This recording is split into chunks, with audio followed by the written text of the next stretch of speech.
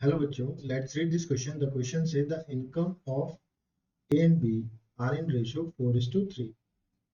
The expenditure of A and B are in ratio 5:2. If B saves rupees 3000, then which of the following cannot be saving of A?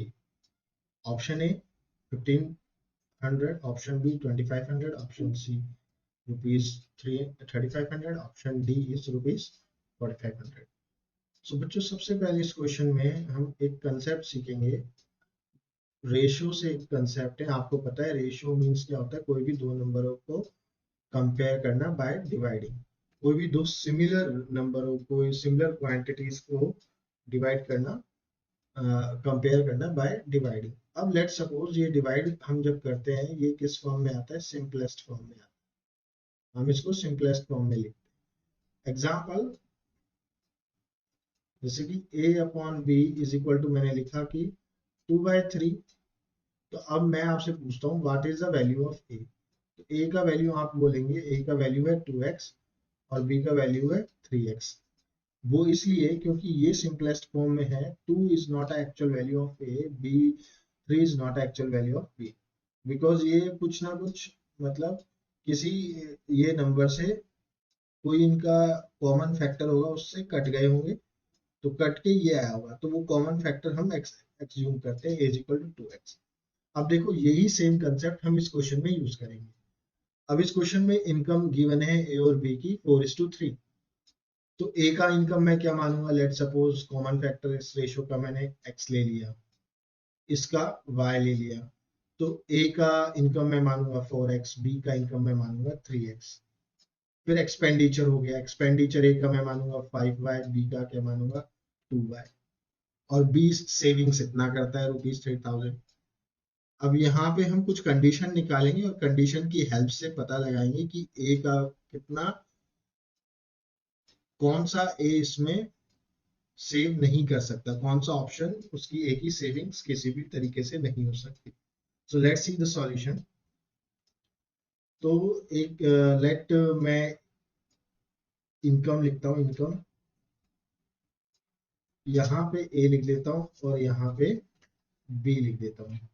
तो A का जो income है मैंने कितना माना 4x, और जो बी का इनकम मैंने माना 3x।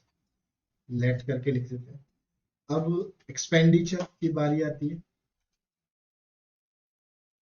एक्सपेंडिचर, ए का एक्सपेंडिचर हमने माना 5y और बी का एक्सपेंडिचर 2y। अब सेविंग्स की बात आती है। सेविंग्स क्या होती है, इनकम माइनस एक्सपेंडिचर। तो वो कितनी है 4x माइनस, ए का है 4x माइनस 5y और बी का कितना है 3x माइनस 2y, ये बी का सेविंग्स है। अब गिवन है, what is given, savings of B कितनी है ₹3000। तो यहां से हम लिख सकते हैं 3x minus 2y is equal to 3000। तो बच्चों अब इसमें और क्या होगा, 3x, हम x का वैल्यू निकालने जा रहे हैं, 3000 माइनस, इधर आएगा तो ये हो जाएगा प्लस 2y, और x कैसे निकलेगा 3000 अपॉन 3 प्लस 2y अपॉन 3। तो x कितना आ गया, x आ गया 1000 प्लस 2y अपॉन 3। अब जो यहाँ से हमें x का वैल्यू मिल गया, अब हमें निकालना है कि सेविंग्स ऑफ ए इनमें से कौन सी पॉसिबल नहीं है इन चार ऑप्शन में से। तो उसके लिए हम क्या काम करेंगे, सेविंग्स ऑफ ए क्या लेके चलेंगे, 4x minus 5y।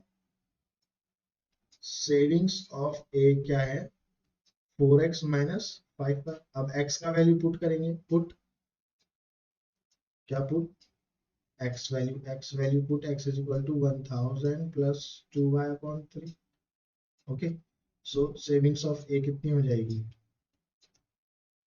is equal to 4 into 1000 plus 2y upon 3 minus 5y। तो ये हो जाएगा 4000 plus 8y upon 3 minus 5y।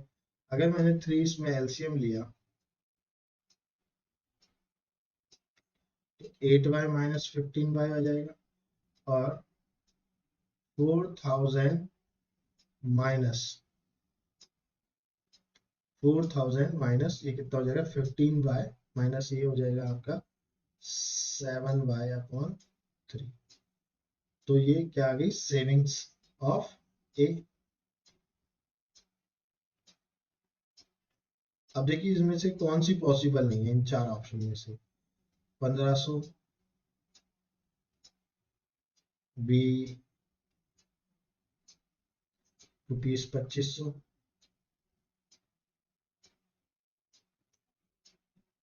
तो हम ऑप्शन देख के डायरेक्ट पता लगा सकते हैं।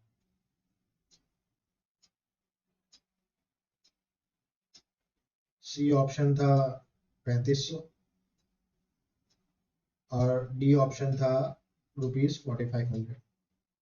अब देखो जो भी सेविंग्स की ए की आएगी, the savings of A will be the savings of A, the savings of A must